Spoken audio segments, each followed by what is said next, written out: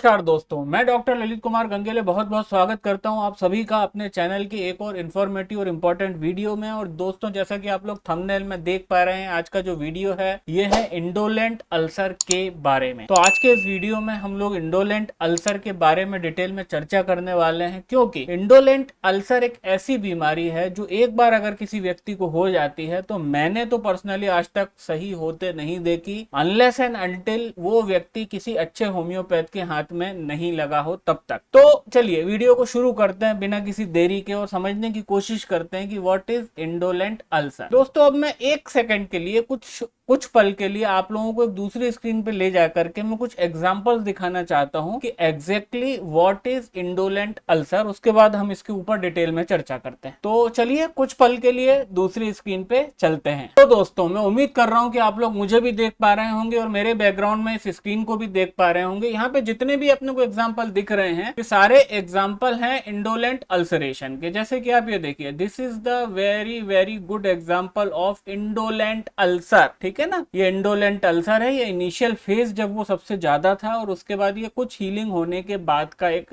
Picture है। उसी तरह से this is the very good example of indolent ulcer. This is yet another example of indolent ulcer. तो इन examples को, खासकर इस एग्जाम्पल को देखकर दिखा करके मैं उम्मीद कर रहा हूं कि आप लोग अच्छे से भली भांति समझ गए हैं कि एग्जैक्टली इंडोलेंट अल्सर क्या होता है। तो ये होते हैं इंडोलेंट अल्सर। अब इंडोलेंट अल्सर को और अच्छे से टेक्निकली समझने के पहले हमको ये चीज समझना होगा कि अल्सरेशन क्या होता है। What is ulceration? अल्सरेशन की जो मेडिकल परिभाषा है कि whenever the continuity of skin breaks in the form of crater is known as the ulceration. मतलब कहने का है कि एक एग्जांपल लेते हैं कि मान लीजिए मेरा पाम है, इसकी स्किन एकदम कंटिन्यू है, तो यहाँ पे कोई अल्सरेशन अभी तो नहीं है, ये नॉर्मल पाम है। पर जब भी अल्सर की क्या परिभाषा है कि स्किन का कंटिन्यूएशन, सोचिए यहां तक मेरी स्किन थी, उसके बाद मेरी स्किन की कंटिन्यूटी खत्म हो गई, मतलब मेरी स्किन गायब हो गई। और मेरी स्किन की कंटिन्यूटी खत्म हुई या जब स्किन गायब हुई तो सबक्यूटेनियस जो टिश्यू हैं वो ओपन वर्ल्ड में जब एक्सपोज हो जाते हैं तो इसी चीज को हम बोलते हैं अल्सरेशन या फिर छाला। ठीक है, तो छाला हम लोग म्यूकस मेम्ब्रेन में मुंह में देखते हैं, वो एक छोटा रूप होता है। वहां पे क्या है, एप्थे बोलते हैं जो मुंह में छाले होते हैं। वो एप्थे क्यों बोलते हैं? क्योंकि म्यूकस मेम्ब्रेन की जब कंटिन्यूटी ब्रेक होती है और म्यूकस मेम्ब्रेन के नीचे का जो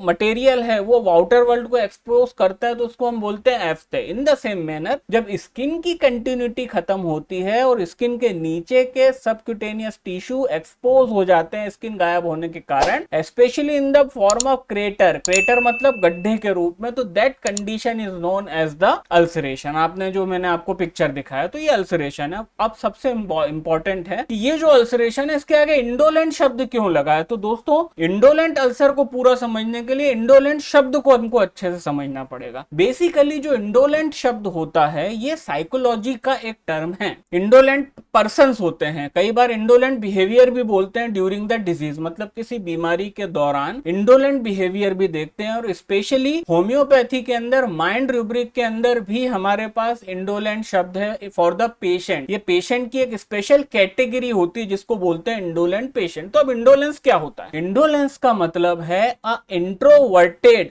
non reactive behaviour toward the disease is known as the indolent behaviour. मतलब कि पेशेंट की हालत खराब है और खराब होती जा रही है, उस खराब हालत में भी पेशेंट क्या बोल रहा है कि नहीं मैं ठीक हूं, मैं बेटर हूं, मेरे को ना डॉक्टर की जरूरत है, ना मेरे को इन्वेस्टिगेशन की जरूरत है, मुझे डॉक्टर के पास नहीं ले जाओ, ना ही मेरे पास डॉक्टर को लाओ। तो ये जो बिहेवियर होता है इसको हम बहुत फ्रिक्वेंटली देखते हैं और इस बिहेवियर को हम बोलते हैं इंडोलेंट बिहेवियर। कहने का मतलब कि आपकी बहुत बुरी और बहुत खराब हालत है मेडिकल ग्राउंड के ऊपर, बट आपकी उस मेडिकल ग्राउंड के ऊपर जो खराब हालत है उसके बावजूद भी एक इंडोलेंट पेशेंट का बिहेवियर उसके प्रति एकदम न्यूट्रल होता है और इंट्रोवर्टेड होता है कि वो बिल्कुल नहीं चाहता डॉक्टर के पास जाना, इलाज कराना, इन्वेस्टिगेशन कराना या फिर कोई भी इनिशिएटिव लेना रिगार्डिंग हिज डिजीज। तो इसको हम बोलते हैं indolent behaviour of the patient. और जी हाँ दोस्तों, इस इंडोलेंट बिहेवियर का जो इंडोलेंट शब्द है वो इस अल्सर के आगे इसलिए लगा, इंडोलेंट अल्सर के आगे, कि इंडोलेंट अल्सर भी बिल्कुल इस पेशेंट की तरह होता है। कि मतलब कहने का कि ये फिजिकली जितना ज्यादा विभत्स दिखता है, जितना ज्यादा सीरियस दिखता है, पर ये जो अल्सर है इसका भी क्वालिटी उस पेशेंट की तरह होता है। कैसा होता है? ना ये ठीक होता है ना ये आगे बढ़ता है, मतलब इंडोलेंट बिहेवियर होता है। इसके अंदर भी इंडोलेंट अल्सर क्यों बोलते हैं? क्योंकि ना ये एकदम से रातों रात बढ़ेगा, ना ये रातों रात हील होगा, ना इसके अंदर कोई पेन होता है, ये एब्सोल्युटली पेनलेस होता है, ये कोई कंप्लेंट भी नहीं करता, इसके रहने से सालों साल बंदे को कोई भी दिक्कत नहीं होती। और यही 6 कैरेक्टरिस्टिक के कारण इस अल्सर को कहा जाता है इंडोलेंट अल्सर। बिल्कुल हमारे उस पेशेंट की तरह कि जो हमको दिख रहा है कि ये मरा पड़ा है, इसकी हालत खराब है, बट वो मरा पड़ा है, उसकी हालत खराब है, उसके बावजूद भी उसका रवैया कैसा? उसका इंडोलेंट रवैया, कि ना उसको कोई इससे तकलीफ हो रही है, ना वो आपको पेन की कंप्लेंट कर रहा है ना वो आपको ये बोल रहा है कि डॉक्टर को लाओ। आप डॉक्टर को लाने की बात करोगे तो वो उस बात को डिनाई करता है, नहीं नहीं मैं ठीक हूं, मैं आपको कोई दिक्कत नहीं, मुझे डॉक्टर की जरूरत नहीं है। और यही कारण था कि ये जो इंडोलेंट अल्सर है इसके आगे इंडोलेंट शब्द लगा। मतलब ऐसा अल्सर जो कि नॉन रिएक्टिंग हो। नॉन रिएक्टिंग हो मतलब ना वो एकदम से बढ़ेगा, ना वो एकदम से हील तो होगा ही नहीं बिना इलाज के, ना उसके अंदर पेन होगा, ना उसके अंदर कोई तकलीफ होगी, और उसके साथ पेशेंट सालों साल बिल्कुल चलता रहता है काम ऐसा, क्योंकि पेन वगैरह होता नहीं है। तो this type of ulceration is known as the indolent ulcer. ये जिसका मैंने आपको इनिशियल में वीडियो के इनिशियल शुरुआती फेज के अंदर मैंने आपको कुछ पिक्चर्स दिखाई। अब यहाँ पे कई लोगों के दिमाग में आएगा, जो मेरे फॉलोअर्स हैं या जो बहुत ज्यादा अच्छे एजुकेटेड डॉक्टर हैं, कि what will be the difference between the indolence ulcer and venous ulcer. क्योंकि वेनस अल्सर पे भी मैंने एक वीडियो बनाया हुआ है। तो सबसे पहले तो मैं कार्ड में लिंक दे दूंगा, आप उस वीडियो को जाकर देख लेना, तो आपका सारा भ्रम उसमें क्लियर हो जाएगा। और कुछ जो डिफरेंसेस होंगे वो मैं यहाँ पे बता दूंगा। कि जो वेनस अल्सर का केस होगा उसके अंदर हमेशा वेरिकोज वेन्स के कुछ साइंस हमको देखने को मिलेंगे। What are the science of varicose veins? कि जब वेरिकोज वेन्स मतलब वेन्स खराब है पैर की, तो फिर वो लौटाने वाला खून को नहीं ले जा पाएंगी, उसकी वजह से खून रुकने के कारण हाइड्रोस्टेटिक प्रेशर के कारण स्वेलिंग होगी। तो वेनस अल्सर की हिस्ट्री के अंदर और प्रेजेंटेशन में हमेशा swelling of the affected leg होगा। ठीक है, वहीं पे इंडोलेंट अल्सर में ऐसा कुछ फिनोमिना नहीं, वहां सिर्फ प्लेन अल्सर होगा, उसके साथ कोई भी साइन नहीं होगा वेरिकोज वेन्स का। दूसरा, यहाँ पे varicose veins in the form of tortuous veins के रूप में अफेक्टेड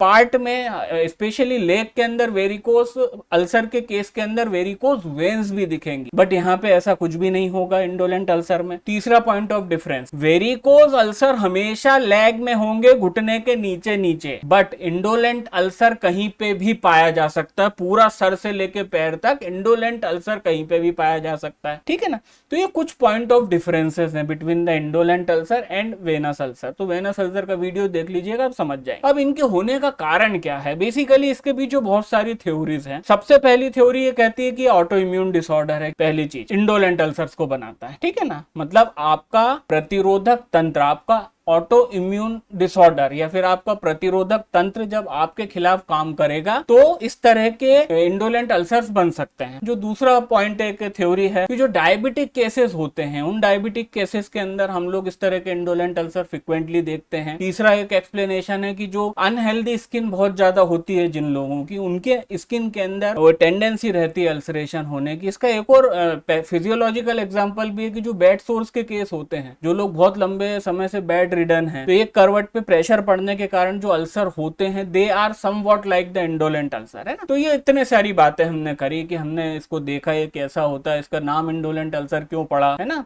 इसका जो वेनस अल्सर से क्या किस तरह से ये डिफरेंट है, उसके अलावा इसके होने के कारण क्या है। अब हम आते हैं सीधे ट्रीटमेंट पे। दोस्तों एलोपैथी के बारे में कोई बात नहीं करेंगे क्योंकि कोई भी ट्रीटमेंट नहीं है ना। मैंने एलोपैथिक मोड ऑफ ट्रीटमेंट में प्रयासों के द्वारा इन अल्सर्स को सिर्फ बढ़ता हुआ देखा, मैंने कम होता आज तक नहीं देखा, तो we will not talk about that. Homeopathy के अंदर the two most important medicine indicated in the case of the indolent ulcer are, the first medicine is the arsenic album 30 30। जी हाँ दोस्तों, आर्सेनिक एल्बम 30 पोटेंसी में 4 गोली दिन भर में 3 बार। And the second medicine will be the Lachesis 200। Lachesis 200 potency में 4 गोली दिन भर में 3 बार। अब ऑब्वियस बात है कि if we have the patient of the indolent ulcer at our clinic, तो ये अंडरस्टूड है कि क्रॉनिक केस होगा। And being the chronic case, the treatment should be continued at least for the 1 to 3 month. ठीक है, तो आप इनिशियली अपने पेशेंट को केयरफुल स्टडी के बाद, और अगर आप इस वीडियो को एज अ पेशेंट देख रहे हैं तो बहुत ज्यादा केयरफुल डिस्कशन आप करें अपने लोकल होम्योपैथिक डॉक्टर से, और उनकी सलाह के बाद आप इस मेडिसिन को 1 महीने तक इन दोनों मेडिसिन को लीजिए। 4 गोलियां दिन भर में 3 बार, नो लिक्विड, नो डाइल्यूशन, कोई बूंदों में नहीं लेना है, सिर्फ गोलियों में लेना है। और 1 महीने के अंदर मैं आपको चैलेंज कर रहा हूं कि if really you are the patient of the indolent ulcer, तो आपके अल्सर के अंदर इतना बड़ा आपको चेंज मिलेगा, इस बात का मैं चैलेंज देता हूं। और अगर आपको वो चेंज मिल जाता है 1 महीने में, then the continue the treatment for more 2 month और 3 मंथ, अनलेस अंटिल जब तक आपका अल्सर पूरी तरह से भर नहीं जाता। तो दोस्तों, ये था एक छोटा सा वीडियो इंडोलेंट अल्सरेशन के बारे में। बहुत बहुत धन्यवाद आप सबका समय निकालने के लिए, चैनल से जुड़ने के लिए और वीडियो को देखने के लिए। हफ्ते में आने वाले इवेंट में और हर शनिवार को शाम को 4:30 बजे होने वाली लाइव स्ट्रीम में आप सबसे मुलाकात होती है। तब तक के लिए अपना बहुत ख्याल रखिएगा। तब तक के लिए नमस्कार।